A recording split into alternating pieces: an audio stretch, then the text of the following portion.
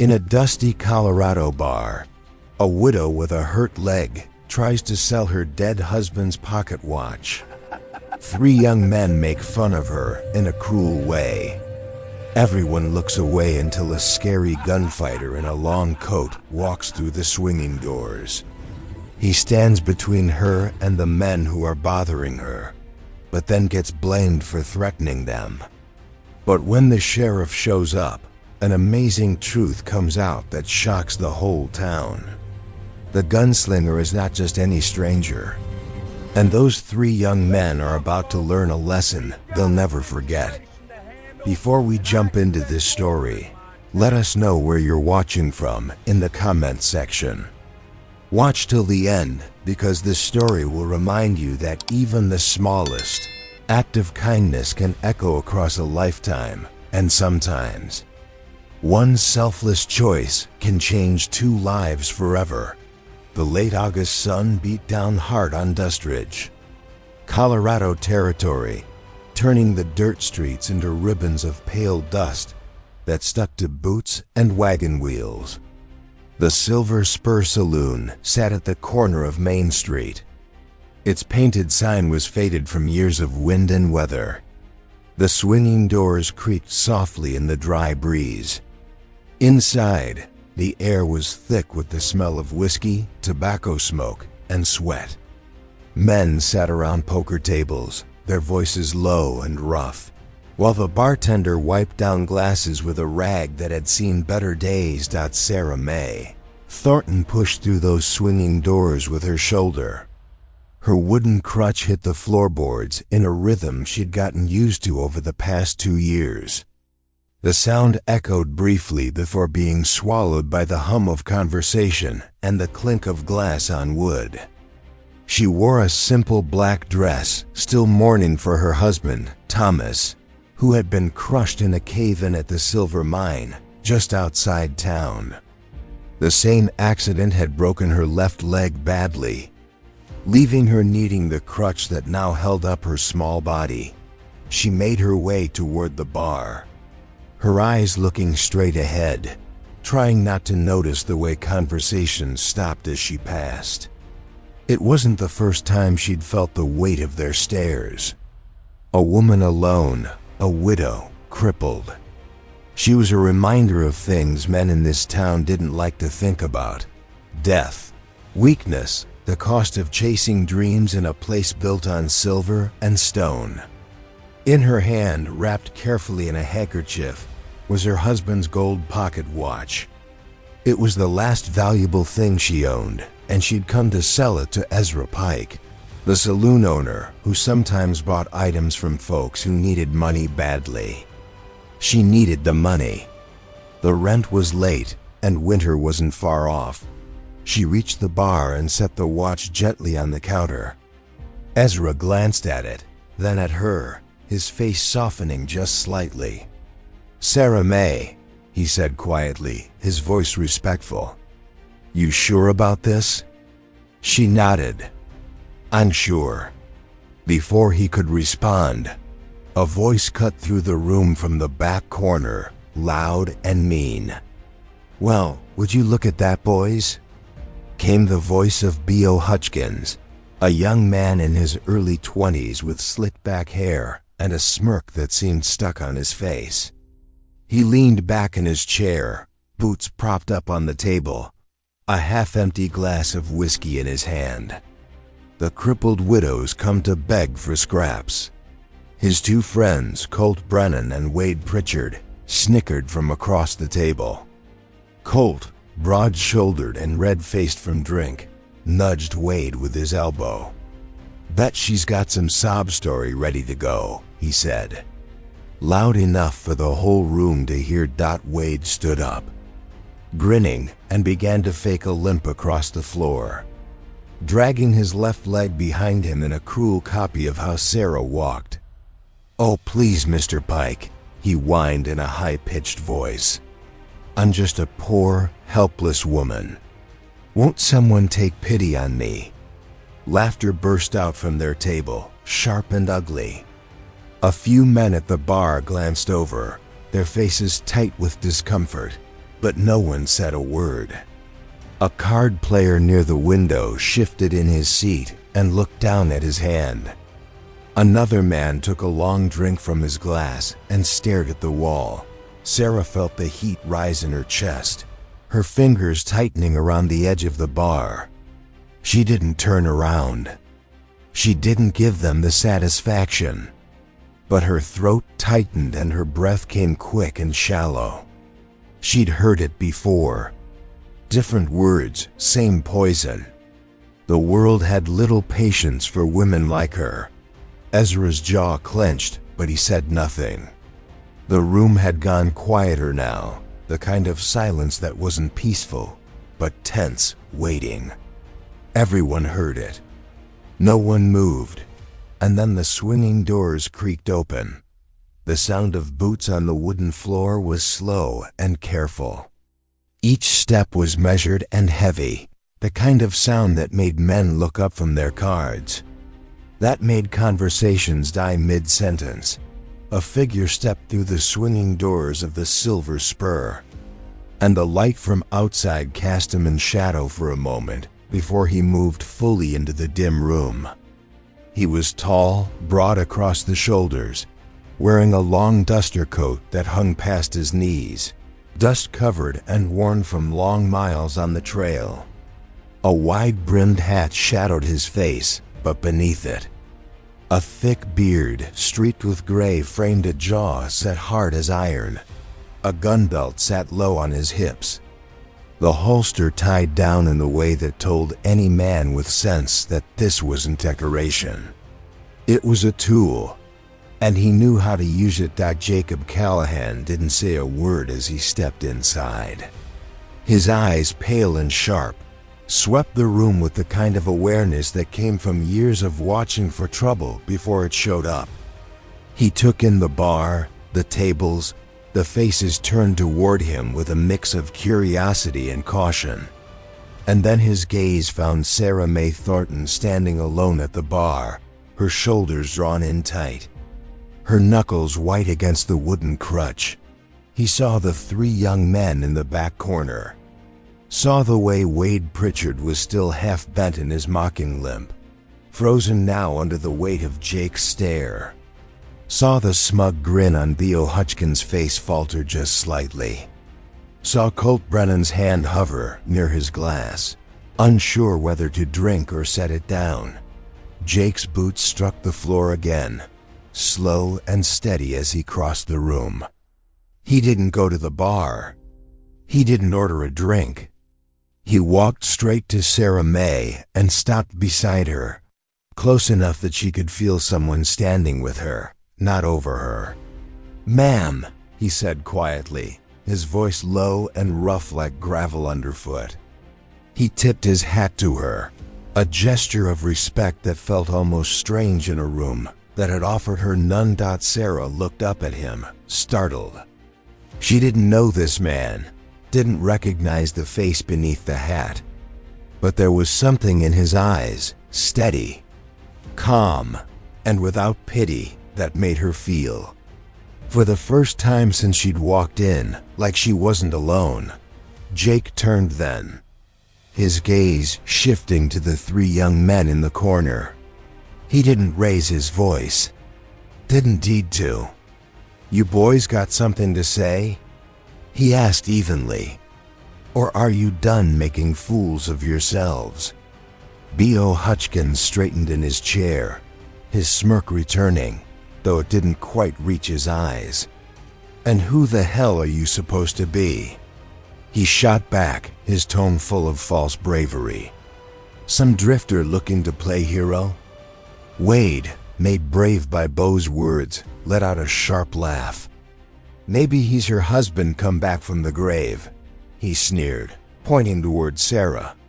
"Come to defend her honor or some such nonsense." Colt leaned forward, his voice thick with drink. "This ain't your business, mister. Best you move along before you find yourself in trouble you can't walk away from." Jake didn't move, didn't flinch. He simply stood there, his hands loose at his sides, his posture relaxed but ready. There was no anger in his face, no flash of rage, just a quiet, strong presence that filled the space like a storm gathering on the horizon.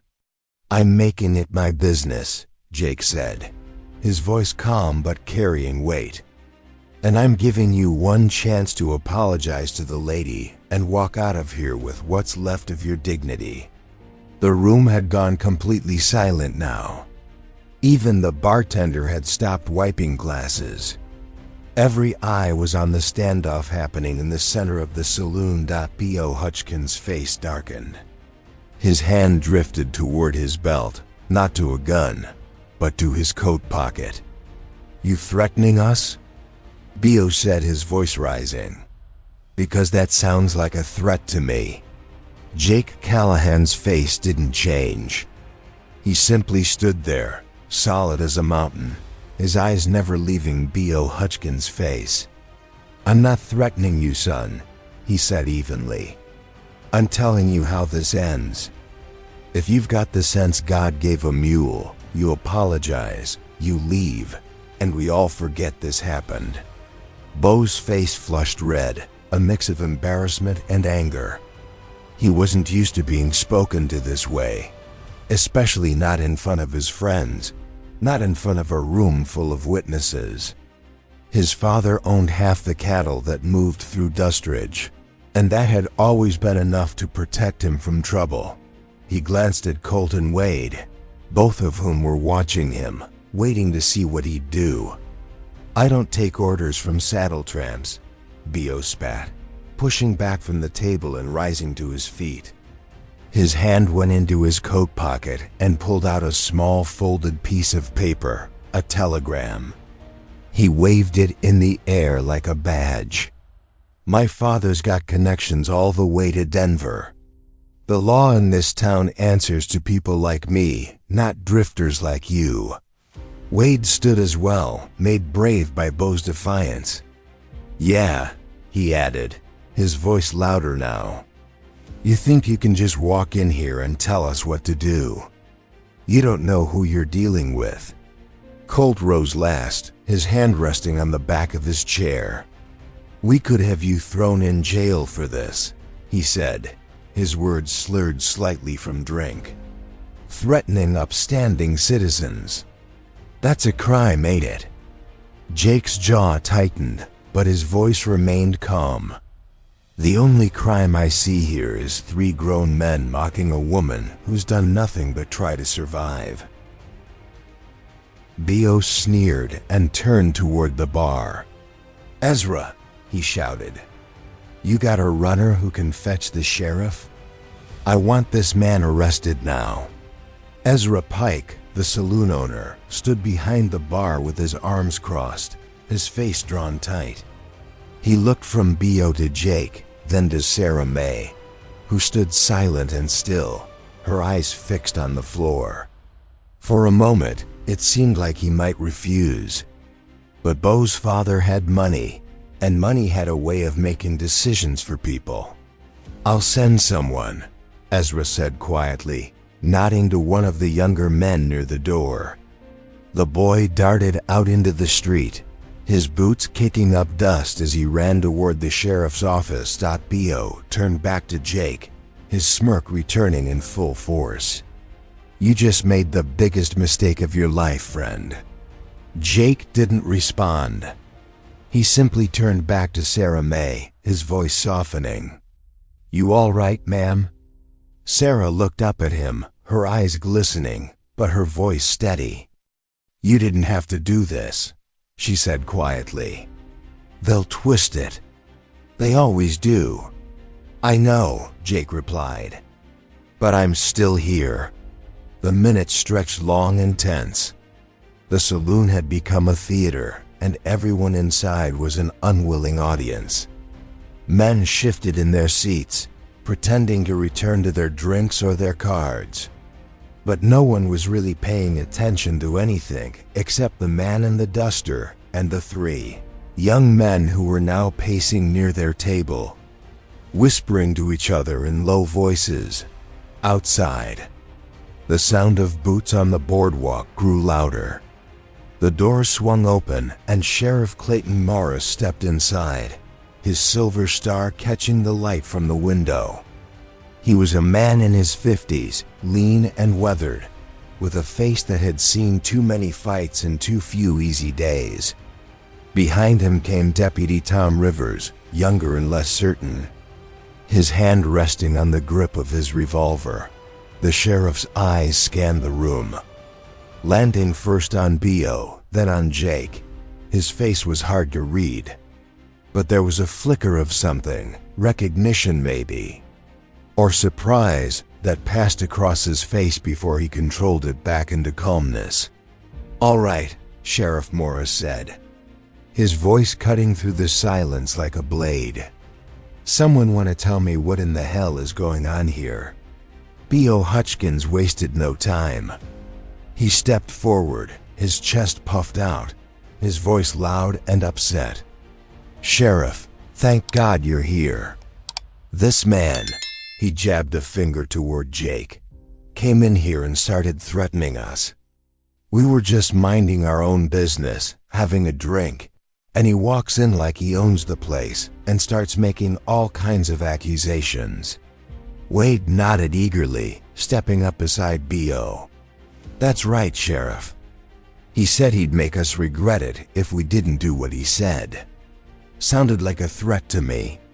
Colt chimed in, his voice slurred but confident. "We got witnesses too. Whole room heard it. He's dangerous, Sheriff. You can see it just by looking at him." Sheriff Morris's eyes shifted to Jake, taking in the duster, the gun belt, the weathered face beneath the wide-brimmed hat. His face remained unreadable, but his hand drifted toward his own gun, a careful gesture. Deputy Rivers stepped to the side, his young face tense, clearly ready to back whatever play the sheriff made. "That true?" Morris asked, his voice flat. "You threaten these boys?" Jake stood perfectly still, his hands resting easy at his sides, nowhere near his gun. His voice was calm, measured, carrying the weight of a man who had nothing to hide. "I told them to apologize to the lady for mocking her. I told them they could leave with their dignity intact if they had the sense to do it. That's all I said." B.O. scoffed. "He's lying, Sheriff. He came in here looking for trouble, and now he's trying to talk his way out of it." Sarah May's voice cut through the room, quiet but clear. "That's not what happened." All eyes turned to her. She stood straighter now, her grip firm on her crutch, her chin lifted. "They were mocking me," she said, her voice steady despite the tremor beneath it. "Making fun of the way I walk. Laughing at me because I came here to sell my husband's watch." She paused, her eyes moving to B.O. "This man didn't threaten anyone. He just asked them to stop." Bo's face twisted with anger. "Oh, so now the cripple's his witness. She'd say anything to watch your mouth, boy," Sheriff Morris said sharply. His tone cold enough to cut. B.O. snapped his jaw shut, but his eyes burned with anger. The sheriff turned his attention back to Jake, studying him more closely now. The lines around his eyes deepened, and something shifted in his face, a flicker of recognition that he couldn't quite hide. His gaze moved from Jake's face to the gun belt, then back up again. "You got a name, stranger?" Morris asked, his voice quieter now, almost careful. Jake met his eyes without flinching. "Jacob Callahan." The room seemed to hold its breath. The name hung in the air like smoke, settling slowly over the space. Sheriff Morris went very still. Deputy Rivers glanced at his boss, confusion plain on his face. "Jacob Callahan," Morris repeated slowly, as if testing the weight of the words. His hand dropped away from his gun. "Jake Callahan, former U.S. Marshal out of Wyoming Territory." Jake nodded once. That's right. The deputy's eyes widened. The Jake Callahan? The one who brought in the Dawson gang? Who tracked down Black Jim Toiver after he... That's enough. Tom, Morris said quietly, though his tone carried a note of respect now. He took a step closer to Jake, his posture shifting from confrontation to something closer to respect. Didn't know you were back in Dustridge, Marshal. Or should I say Judge Callahan now? A murmur rippled through the saloon.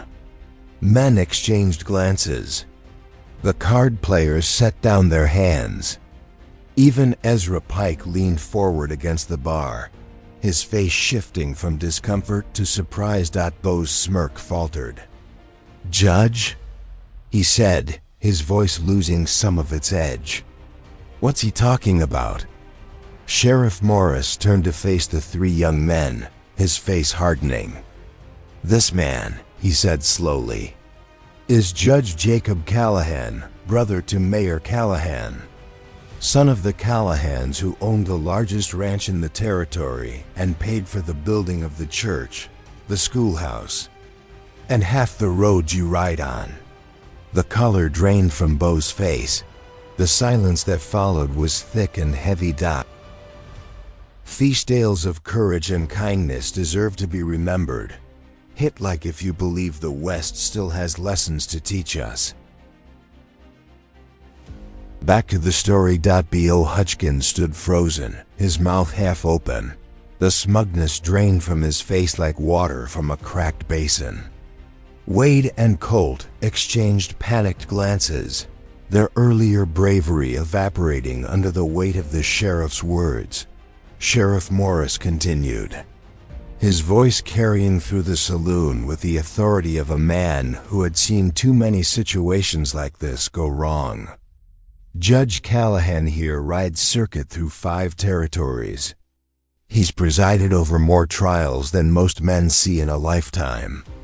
And before that, he wore a marshal's badge and brought law to places that didn't want it. Deputy Rivers looked at Jake with something close to awe, his hand now well away from his gun. I heard stories about you, sir, he said quietly. Didn't know they were true. Jake's face remained unchanged, his voice steady and without pride. Stories get bigger in the telling, deputy. I'm just a man who did his job. But the room didn't see it that way. The men at the poker table sat straighter. The ones at the bar turned fully around to get a better look. Whispers began to spread like wildfire through dry grass. Even Ezra Pike, who had seen just about everything in his years running the Silver Spur, looked at Jake with new respect. B.O. tried to recover, his voice cracking slightly as he spoke.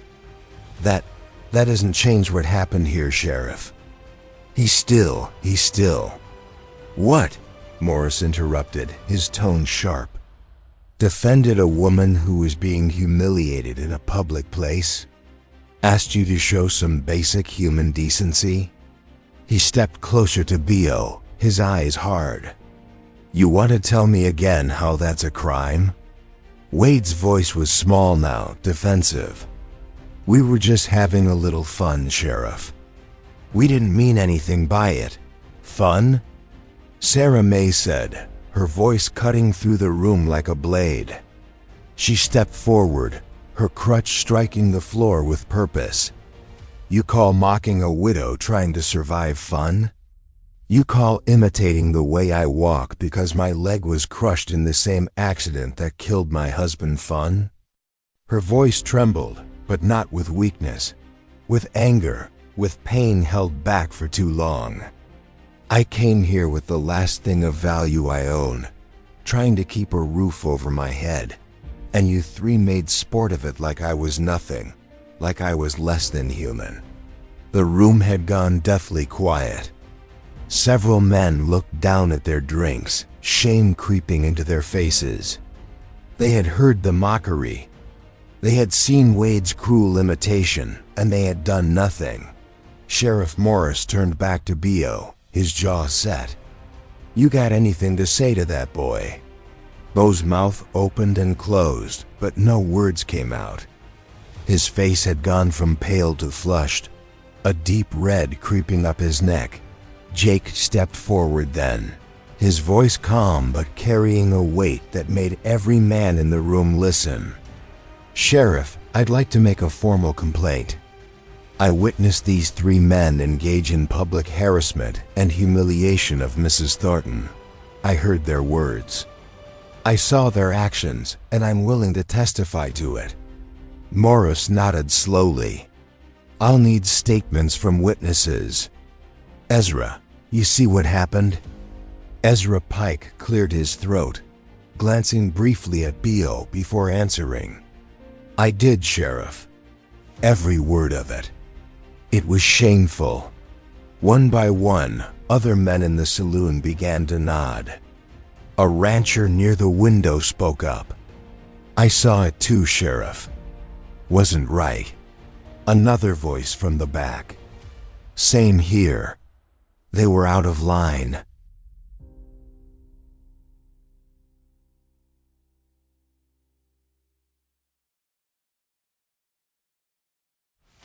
Now that Jake's identity was known, now that his name carried weight, suddenly everyone had seen it. Suddenly, everyone was willing to speak up. Jake noticed. His jaw tightened slightly, but he said nothing. Sheriff Morris pulled a small notebook from his coat pocket. "All right then. B.O. Hutchkins, Wade Pritchard, Colt Brennan.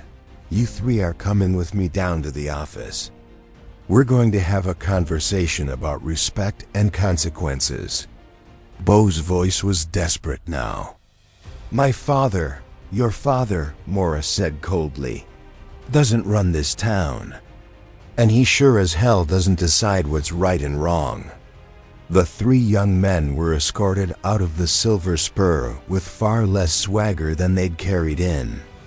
B.O. walked stiffly, his face a mask of barely contained fury and humiliation.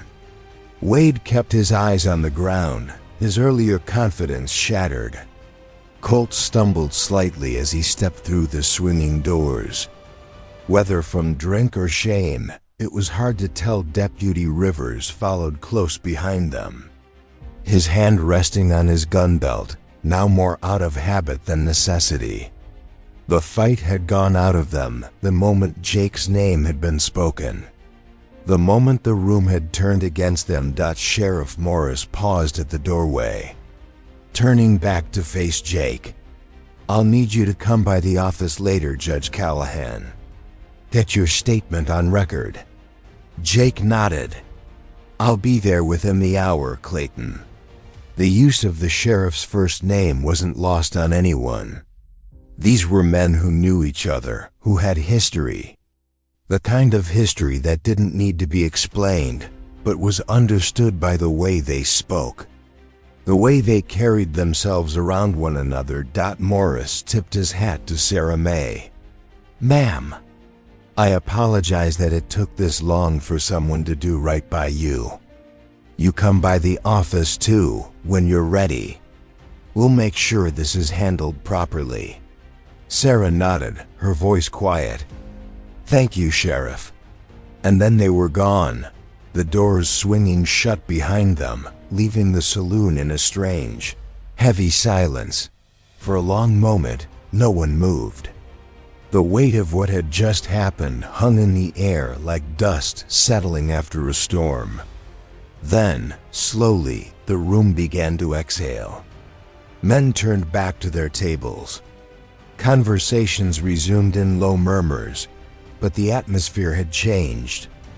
There was a tension now, an unspoken awareness that something had shifted, that the room had been tested and found wanting. Ezra Pike moved from behind the bar, approaching Sarah May with a face that carried the weight of regret. "Mrs. Thornton," he said, his voice low, "I should have spoken up sooner. Should have told those boys to get out the moment they started in on you. I'm sorry." Sarah looked at him, her eyes tired but clear. "You're not the only one who stayed quiet, Mr. Pike." Ezra nodded, glancing around the room. "No, ma'am, I'm not. But that doesn't make it right." He reached into his pocket and pulled out a small leather pouch, counted out several bills, and placed them on the bar beside the pocket watch. "This is more than fair price for the watch. And your money is no good here anymore. Meals on the house anytime you come in." Sarah stared at the bills, then at Ezra. "You don't have to." "I know I don't have to," Ezra said firmly. "But I'm going to." Jake stepped forward then, his presence still commanding even in the quieter moment. He looked down at Sarah May, his face softer now, though still serious. "You all right, ma'am?"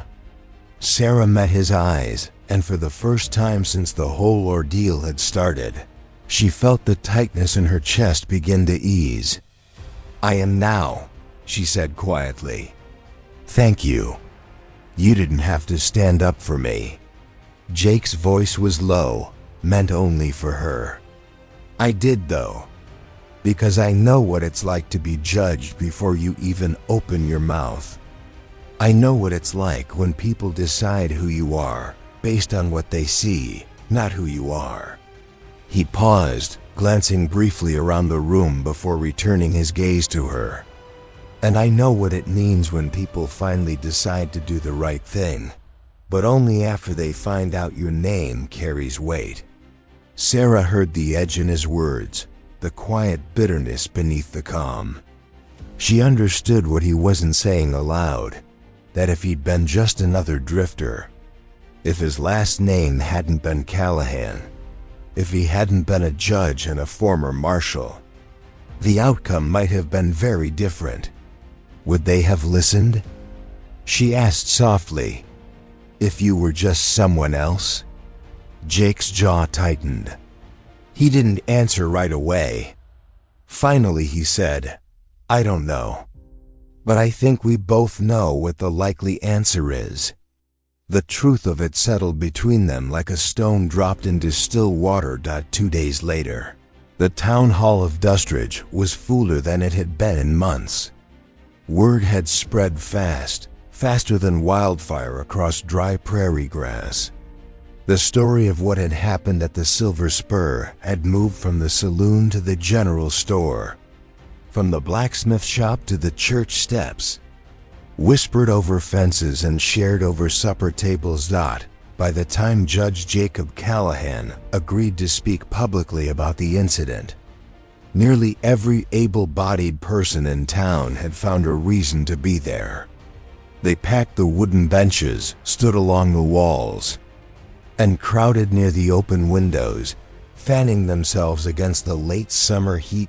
Sarah May Thornton sat in the third row, her crutch resting against the bench beside her. She wore the same black dress, but she held herself differently now. Her back was straight, her chin lifted. The people who passed her on the way in didn't look away this time. Some nodded. A few tipped their hats. One woman, a schoolteacher named Clara Brennan, no relation to Colt, stopped to touch her hand and whisper, "I'm glad you're here." At the front of the room, Mayor Richard Callahan, Jake's younger brother, stood at the podium. He was a man of medium build with a clean-shaven face and a politician's polished manner. But today, his face was serious, almost somber. He cleared his throat and addressed the crowd. "Most of you know why we're here," he began. 2 days ago, something happened in this town that has forced us to take a hard look at ourselves. My brother has agreed to speak about what he witnessed, and I ask that you listen, not just with your ears, but with your conscience." He stepped aside, and Jake rose from his seat near the front. He moved to the podium with the same slow, careful steps he'd taken into the saloon. He wasn't wearing his duster today, just a dark vest over a clean shirt, his gun belt absent.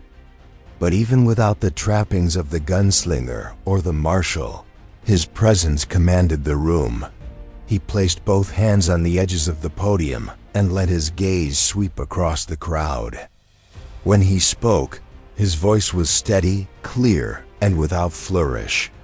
I came into the Silver Spur 2 days ago and saw a woman being mocked by 3 young men. They imitated the way she walked.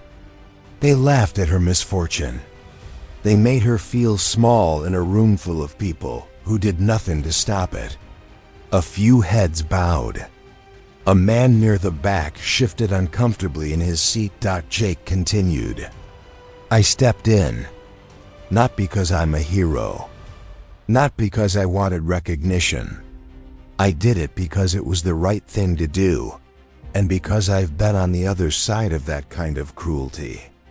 I know what it feels like to be judged by what people see rather than who you are. He paused, his eyes finding Sarah May in the crowd. She met his gaze and nodded slightly. But here's what troubles me, Jake said, his voice dropping lower, forcing the room to lean in. When those boys called the sheriff, they were confident the law would side with them. And maybe it would have if I'd been someone else. If I hadn't been a Callahan. If I hadn't been a judge. If my family didn't own land and fund buildings and carry a name that opens doors. The room grew very still. The only sound was the creak of the wooden beams settling in the heat. So I have to ask, Jake said, his voice carrying the weight of the question like a stone. Would justice have been served if I were just a drifter? If I were just another man passing through with no title, no name, no influence? Would you have stood up for Mrs. Thornton? Or would you have looked the other way, the same way most of you did that day? No one answered. The silence was damning. Jake let it sit there, heavy and uncomfortable, before he spoke again. The measure of a town, of a people, is not how they treat those with power. It's how they treat those without it. And that day, Dustridge failed that test. He stepped back from the podium. The room remained silent, but it was a silence thick with shame and reflection. Jake didn't sit back down. He stood to the side of the podium, his arms crossed, watching the faces in the crowd as his words settled over them like a cold rain. Some looked down at their boots. Others stared straight ahead, jaws tight with the kind of discomfort that comes from seeing yourself clearly for the first time. A few women dabbed at their eyes with handkerchiefs, while men shifted in their seats, unable to meet the gaze of their neighbors. Mayor Callahan stepped forward again, his voice quieter now, more personal. My brother's right, he said. We failed.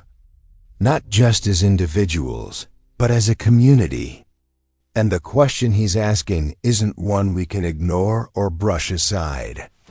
It's one we have to answer, not with words, but with how we live from this day forward. He glanced at Jake, then back at the crowd. B.O. Hutchkins, Wade Pritchard, and Colt Brennan have been fined and sentenced to 60 days of community service. They're banned from the Silver Spur for a year. But their punishment doesn't absolve the rest of us. We were there. We saw it. And we did nothing. A man near the front, a rancher named Tom Whitfield, stood slowly. His hat was in his hands, and his voice was rough with emotion. I was there, he said. I saw what those boys did to Mrs. Thornton, and I'm ashamed to say I didn't speak up. I told myself it wasn't my business, but that was a coward's excuse. He turned towards Sarah May. Ma'am, I'm sorry, truly. One by one, others began to stand. A shopkeeper, a miner, a woman who ran the boarding house. Each of them offered their apologies, their voices heavy with regret. Sarah May listened, her hands folded in her lap, her face calm but guarded. She nodded to each of them, accepting their words. Though something in her eyes suggested she understood the difference between apologies spoken in a crowded room and actions taken when no one was watching. When the last person sat down, Jake spoke again. "Words are a start," he said, "but they're only a start. The real test comes the next time someone is mocked, belittled, or cast aside. The real test is whether you'll stand up then, when there's no judge, no mayor, no crowd to hold you accountable, when it's just you and your conscience." He looked out over the room one last time. This town can be better, but it has to choose to be. With that, he stepped down from the platform and walked toward the back of the room. As he passed Sarah May's row, he paused and offered her his hand. She took it, and he helped her to her feet, steadying her as she adjusted her crutch. Together, they walked toward the doors. The crowd parted for them, a path opening down the center aisle. And as they stepped out into the bright afternoon sunlight, the murmur of conversation began to rise behind them, not the idle chatter of gossip, but the low, earnest hum of people wrestling with hard truths. Outside, the air was warm and clear. Sarah May stopped on the steps of the town hall and turned to Jake. "You didn't have to do all this," she said quietly. "The speech, the questions. You could have just let it end at the saloon." Jake shook his head. "If I'd let it end there, nothing would have changed. They would have punished those boys and called it justice, and everyone else would have gone back to pretending they weren't part of the problem." Sarah studied his face for a long moment. "Do you think they'll actually change?" Jake looked out at the dusty street, at the town he'd grown up in, the town his family had helped build. "Some will," he said. "Some won't. But at least now they can't say they didn't know better." Sarah May nodded slowly. For the first time in 2 years since the accident, since her husband's death, since the world had become a harder, lonelier place, she felt something close to hope. She adjusted her grip on the crutch and started down the steps, moving with steady determination. Jake watched her go, and as she disappeared around the corner, he allowed himself a faint, weary smile. The work wasn't finished, but it had begun. The screen fades to black and the words appear. True justice should never depend on a name or a title. The West is full of stories like this, some sad, some hopeful, all unforgettable. Drop a comment and tell us what is the amazing part of this story. Hit that subscribe button and ride into the next story on your screen.